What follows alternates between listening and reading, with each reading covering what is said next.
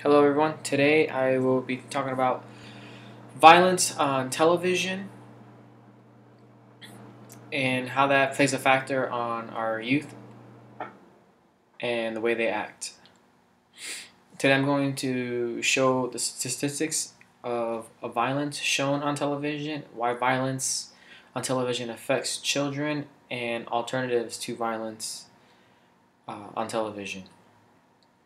Because we need to look at how much violence is actually on television and understand why it affects individuals. So, as according to the effects of television, violence is 73% of people who commit violence go unpunished. So, essentially, kids see uh, all these individuals committing all these violent acts and think, okay, well, they're doing it and they're not getting in trouble, so I can do that in real life and not get in trouble also.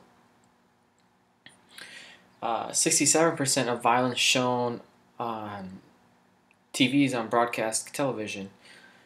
That to me means that I can just go ahead and turn my TV on and flip on a show, and right there I can watch someone like Law and Order or something that's on during the day. Some kind of violence that easily, if I had a kid here, uh, could turn it on and start watching it.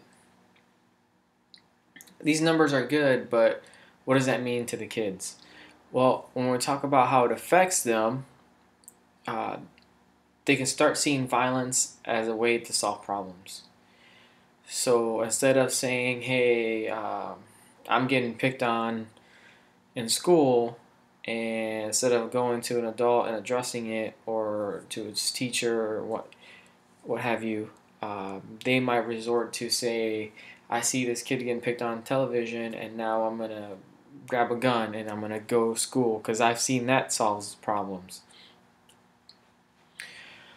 Imitating violence on television is very common.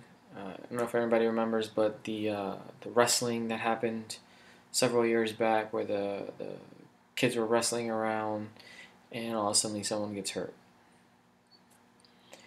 Um, it can cause an increase in aggressiveness from viewing the violence. So you're now watching this happen on television. You're watching all these things happen, and now you're applying it. So now you become more aggressive when you're playing with other kids or other people. Now you're the aggressor. You're hitting them, or you're walking up to them and punching them because you think that's okay. Well, there's ways to help. You can reduce the amount of exposure uh, that there is to media violence. You can provide positive ways to solve problems instead of violence.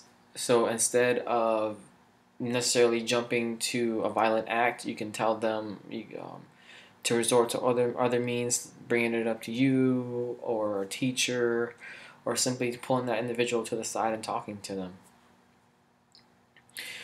Get involved with trying to change the standards set on television violence is, I think, important too. We can say that we can do all these things to help our kids out, but if we don't actually push for things to change, then they're always going to be the same.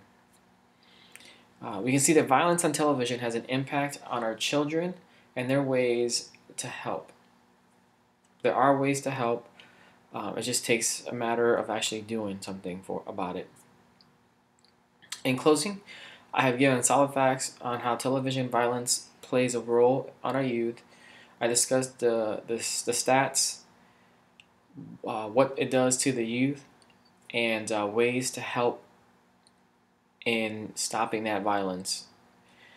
It's ultimately in our hands to make a change, and we can always talk about it, but if we don't do anything about it, it's always going to be the same. Have a great day.